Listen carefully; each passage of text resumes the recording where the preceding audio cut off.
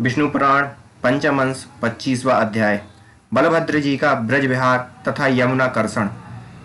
श्री पराशर जी बोले, अपने कार्यों से पृथ्वी को विचलित करने वाले, बड़े विकट कार्य करने वाले धरणीधर शेष जी के अवतार माया मानव रूप महात्मा बलराम जी को गोपों के साथ वन में विचरते देख उनके उपभोग के लिए वरुण ने वारुणी से कहा, हे मदरे, जिन महाबलशाली अनंत देव को तुम सर्वदा प्रिय हो, हे सुबह, तुम उनके उपभोग और प्रसन्नता के लिए जाओ।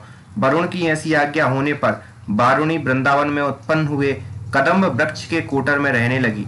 तब मनोहर मुख वाले बलदेव जी को वन में विचरते हुए मदिरा की अति उत्तम गंध सूंघने से उसे पीने की इच्छा हुई। हे मैत्रेय, उसी समय कदम्ब से मद की धारा गिरती देख हलधारी बलराम जी बड़े प्रसन्न हुए तथा गाने बजाने में कुशल गोप और गोपियों के मधुर स्वर से गाते हुए उन्होंने उनके साथ प्रसन्नता पूर्वक मद्यपान किया। तदनंतर अत्यंत घाम के कारण श्वेत बिंदु रूप मोतियों से सुशोभित मदोन्मत्त बलराम जी ने विहल होकर कहा, यमुने, आ मैं स्नान करना चाहता हूँ। उन वाक्यों को उन्मत्त प्रलाप समझकर यमुना ने उस पर कुछ भी ध्यान न दिया और फिर वहां न आई।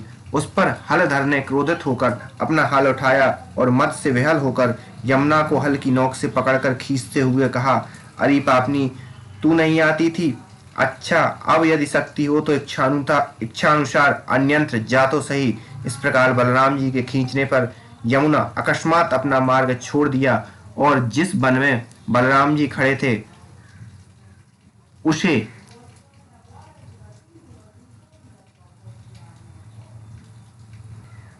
अपलावित कर दिया। तब वह शरीर धारण कर बलराम जी के पास आई और भयवश डबडबाती आंखों से कहने लगी, हे मूसलायुध, आप प्रसन्न होइए और मुझे छोड़ दीजिए। उसके उन मधुर वचनों को सुनकर हलायुध बलभद्र जी ने कहा, अरे नदी, क्या तू मेरे बलवीर्य की अवज्ञा करती है? देख, इस हल से मैं अभी 13,000 टुकड़े कर डालूंगा। श्री पराशर जी बोले, बलराम जी द्वारा इस प्रकार कहे जाने से भयभीत हुई यमुना के उस भूभाग में बहने लगने पर उन्होंने प्रसन्न होकर उसे छोड़ दिया।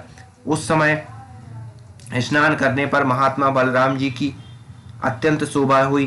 तब लक्ष्मी जी ने सशरीर प्रकट होकर उन्हें एक सुंदर कर्णफूल और एक कुंडल, एक वरुण की भेजी हुई कभी न कुम्हलाने वाले कमल पुष्पों की माला और 2 समुद्र के समान कांति वाले नीलवर्ण वस्त्र दिए।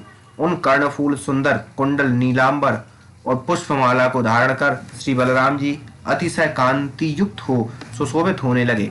इस प्रकार विभूषित होकर श्री बलभद्र जी ने ब्रज में अनेकों लीलाएं की और फिर 2 मास पश्चात द्वारकापुरी को चले आए। यहाँ आकर बलदेव जी ने राजा रेवत की पुत्री रेवती से विवाह किया।